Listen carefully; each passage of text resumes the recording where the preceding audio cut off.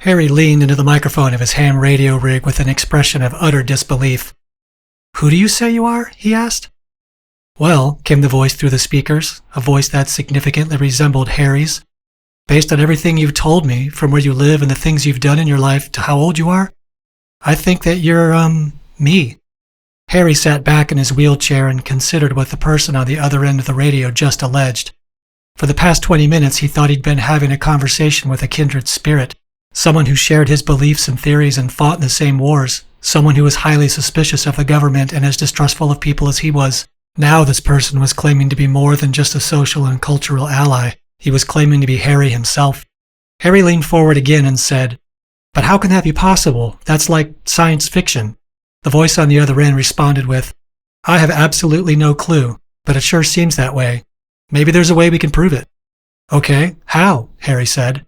"What's the date?" the voice asked. Harry scowled. This seemed like a ridiculous question. He was literally talking to the person in real time. How could the person's date possibly be different than Harry's? Still, the person seemed to have an idea, so Harry played along. "The 21st. "Okay," said the voice. "Same." "What time is it? And use the clock on your smartphone." Harry didn't remember telling the person that he had a smartphone, but it was a fair assumption to make given that pretty much everyone had one these days. He picked up his phone, woke it, and read the time. 3:06. There was a long moment of silence before the voice finally said, "Mine reached 3:09.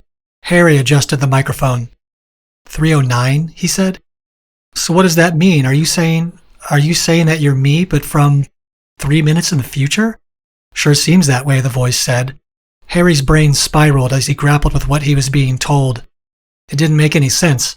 How could he be talking to the future version of himself? It wasn't possible. More than that, it defied reason. If he had truly been speaking with his future self, who apparently lived the same timeline as him but beginning 3 minutes from now, then logic suggested that his future self would have known that he was talking to Harry before Harry did.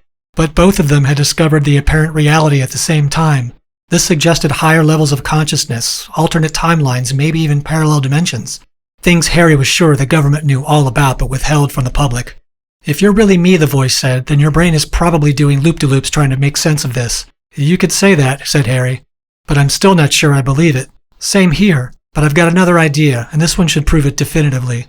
"All right," Harry said, his brow raised in an interrogative arch. "What do you got?" "Go to your refrigerator." Harry frowned. "What?" "Go to your refrigerator and open it," the voice said. "Tell me what you find." Harry wheeled back from his rig and into the hallway.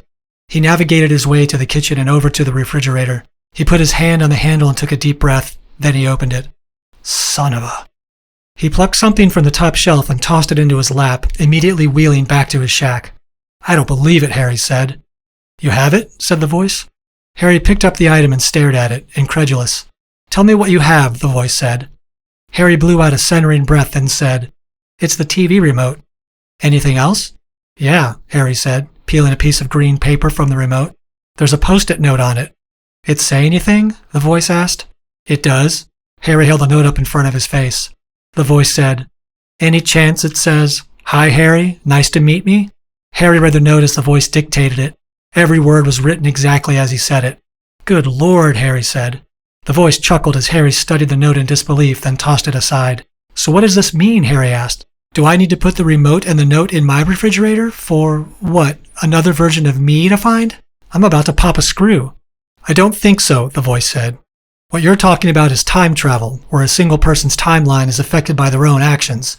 What I think we have here are two distinct timelines that coexist in the same spatial realm, or something like that." "Spatial realm?" said Harry. "This is all starting to sound a little bit cuckoo for Cocoa Puffs, you ask me." "My brain's no less a mud soup than yours at the moment," the voice said. "But facts is facts. I've read about this sort of stuff, about secret programs and covert operations. It wouldn't surprise me a bit if the government had a hand in..." A doorbell chimed from the speakers. The voice stopped speaking, and in a severely lowered tone that registered just above a whisper, said to Harry, "Hold on, somebody's here." "Everything all right?" Harry said. But the voice didn't answer. Harry leaned toward the speakers to listen. He could hear the voice yell something unintelligible, then the doorbell rang again. The voice cried out a second time, the words indiscernible but filled with panicked urgency. Harry edged even closer and turned up the volume on the speakers. The doorbell rang a third time, but this time it was followed by a thunderous crash and a horrific scream. Harry grabbed the microphone. "Hey, everything okay?"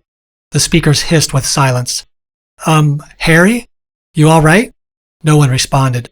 Harry pushed back from his rig when a sobering realization drained the blood from his face. With rising dread, he quickly wheeled into the living room. He came to a stop next to the front window and peeled back the blinds to look outside. He scanned his yard and the street when his eyes landed on a pair of individuals walking toward his home. His heart galloped and he swallowed what felt like sand. He lived at the end of a dead-end street. No one walked toward his house unless they were coming to his house. Harry spun around and started for the kitchen. If the future version of himself ran afoul of some bad people, then it stood to reason that he would face the same fate in 3 minutes, likely less at this point. He needed a weapon. His first thought was to grab a knife from the block, but as he rolled into the kitchen, he reevaluated that idea. A knife would do damage, but may not incapacitate. And ever since he got out of the service, he vowed never to fire a weapon again. So all that left him was a stun gun. In close quarters combat, it would bring a man down instantly, but in this case, it seemed it would need to take down 2. But his stun gun was upstairs in his bedside drawer. Surging into the hallway, Harry charged for the stairs and the stair lift located at the bottom. The doorbell rang. Harry looked at the front door and saw a pair of shadows darkening his doorstep. "No one's home!" he shouted. "Now get out of here!" Harry lifted himself out of the wheelchair and into the stair lift. He engaged the switch.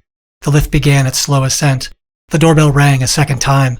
"Get off my property or I'll call the police!" Harry yelled. The chairlift continued to climb when roughly halfway up the stairs it died. Harry toggled the switch and banged on the control box, but the lift wouldn't move. He looked at the front door, real fear beginning to creep in when the doorbell rang a third time. He recalled that it was after the third chime that his future self had gone silent. He needed to act. Pushing himself to the edge of the lift, Harry flung himself onto the stairs. The intent was to land on his stomach and crawl to the wheelchair at the top, but that's not what happened. As he launched, his legs hit the nearest step at a peculiar angle and locked his knees, causing him to teeter backward. He grappled for the railing as he tipped but missed and toppled backwards. He tumbled down the stairs, his body banging hard on the treads until he slammed into the floor at the bottom. Harry lay motionless. And where he lay is how he would be found 2 days later when his AA sponsor checked on him after failing to get a response from any of his calls. On the front porch, the 2 young men dressed in identical casual business attire looked at one another after their third attempt at knocking on Harry's front door had gone unanswered. The blond man of the 2 turned to his partner and signed using American Sign Language. "Guess no one's home," he gestured to his colleague. The brown-haired man tucked a binder under his arm and signed back. "Looks like it. Let's try further over. Think there may be some good donor possibilities on Broad Street." The blond man nodded and signed OK as the pair climbed down the stairs.